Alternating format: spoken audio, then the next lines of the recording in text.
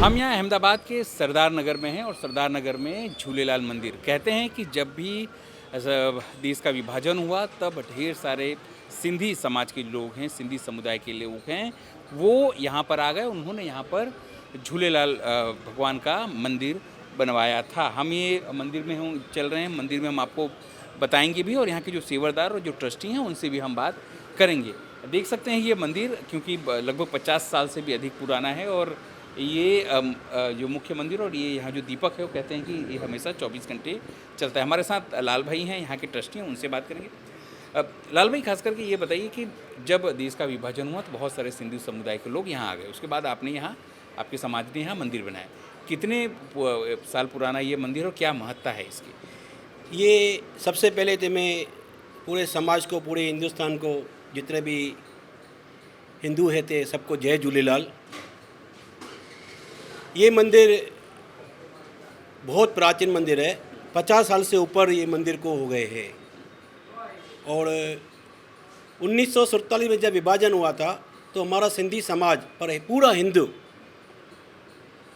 विभाजन के बाद अलग अलग हिंदुस्तान के अलग अलग शहरों में गए, कोई महाराष्ट्र गए, कोई गुजरात आया। उसी तरह हमारे जितने भी वरील थे वो गुजरात आए और यहाँ पे आके बसे। खास करके मंदिर के बारे में बताइए, झूलेलाल भगवान के बारे में बताइए।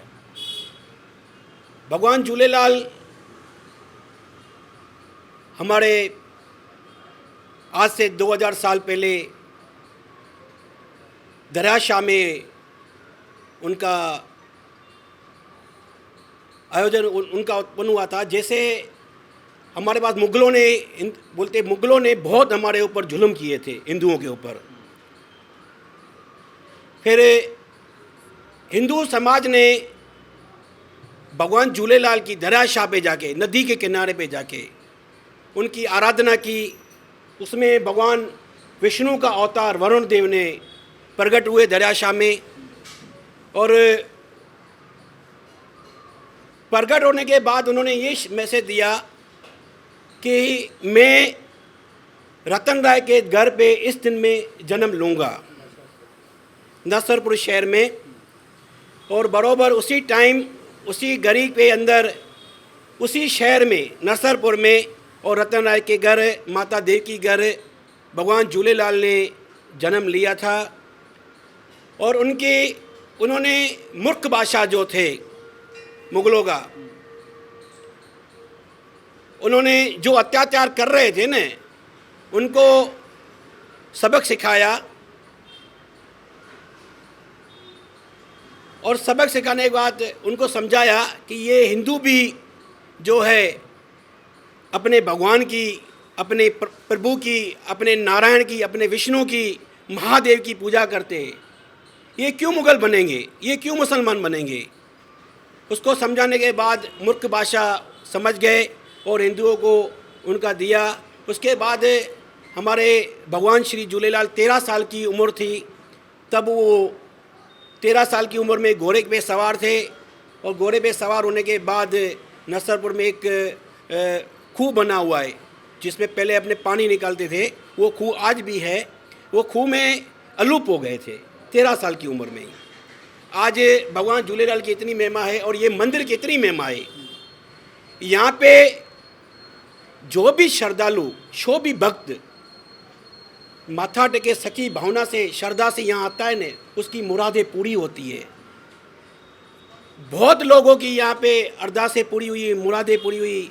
हजारों की संख्या में यहाँ संगत आती है और हजारों की संख्या में यहाँ पे लोगों की मुरादें पूरी होती है।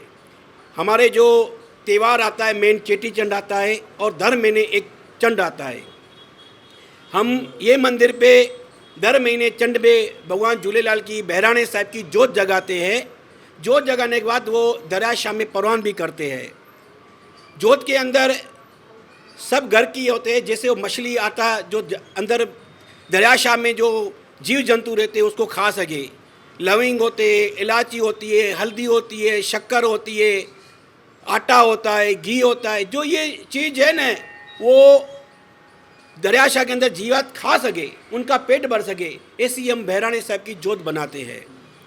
वो जोत बना के उनकी पूजा पाठ करके वो दराशाह में विसर्जन करते, परवान करते हैं। और यहाँ पे भगवान झूलेलाल की आराधना होती है, पलाव होता है, ये सब करते हैं। और चेटी चंड पे भगवान झूलेलाल का जन्म उत्सव मनाया जाता है, जो साल में चैत्र के महीने में आता है, बीज के दिन बहुत बड़े धामधूम से पूरे विश्व भर में मनाया जाता है।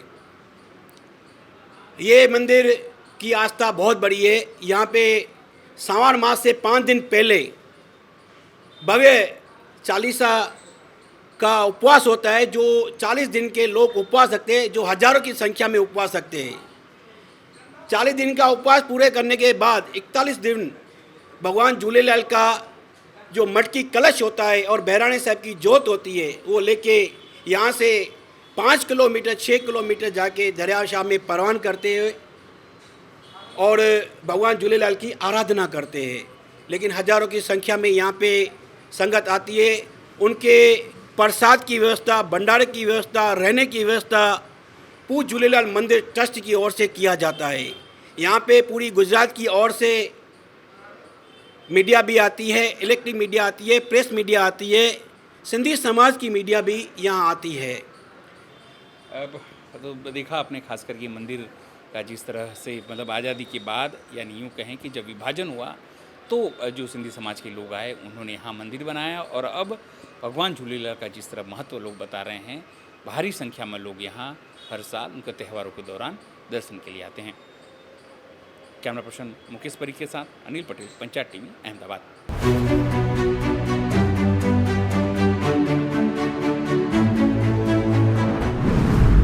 ઘર વિહોણાને આવાસ, વિકાસ સાથે જનસેવાનો મક્કમ નિર્ધાર. આપણું અમદાવાદ. અમદાવાદ મ્યુનિસિપલ કોર્પોરેશન દ્વારા વિકાસને અવરોધતી ઝૂંપડપટ્ટી દૂર થાય, અમદાવાદની પ્રગતિ વધુ તેજ થાય તે હેતુને ધ્યાને રાખી અભૂતપૂર્વ નિર્ણય લેવામાં આવ્યો. એએમસી સ્ટેન્ડિંગ કમિટીના ચેરમેન શ્રી હિતેશભાઈ બારોટ દ્વારા જનસેવા અને વિકાસ બંને સિદ્ધ થાય તે માટે ઝૂંપડપટ્ટીની જગ્યાએ ઘર મળી રહે, તેઓના રહેવાની વૈકલ્પિક વ્યવસ્થા ત્વરિત ઊભી કરી શકાય તે અનુસંધાને નિર્ણય લેવામાં આવ્યો. એએમસીના હદ વિસ્તારમાં ટીપી સ્કીમ અંતર્ગત મળતા પ્લોટ પૈકી ગરીબ આવાસ યોજનાના પ્લોટમાં મકાનો બનાવવામાં આવે છે. 28 ચોરસ મીટરના આ મકાનો વિવિધ સુવિધાથી પરિપૂર્ણ હોય છે. શહેરના જુદા જુદા વિસ્તારોમાં 23,000થી વધુ આવાસોનું નિર્માણ થઈ રહ્યું છે. તેમજ નવા મકાનોની નિર્માણ પ્રક્રિયા પણ ચાલુ છે. પ્રધાનમંત્રી આવાસ યોજના અંતર્ગત નવ નિર્માણ પામનાર અને જેનો ડ્રો નથી થયો તેવી આવાસ યોજનામાં 10%થી 20% સુધીના આવાસોને ઝૂંપડપટ્ટી વિસ્તારના નાગરિકો માટે ખાલી રાખવામાં આવશે, જેથી તેઓની સ્થળાંતરની પ્રક્રિયામાં અગવડતા નહીં ઉદ્ભવે. વિકાસની ગતિમાં ઝૂંપડાને કારણે અડચણો ઊભી નહીં થાય, તેમજ કાર્યમાં થતા વિલંબને કારણે વધતા ખર્ચને પણ અટકાવી શકાય. ઘરના ઘર સાથે વિકાસનો નિર્ધાર કરતું અમદાવાદ મ્યુનિસિપલ કોર્પોરેશન.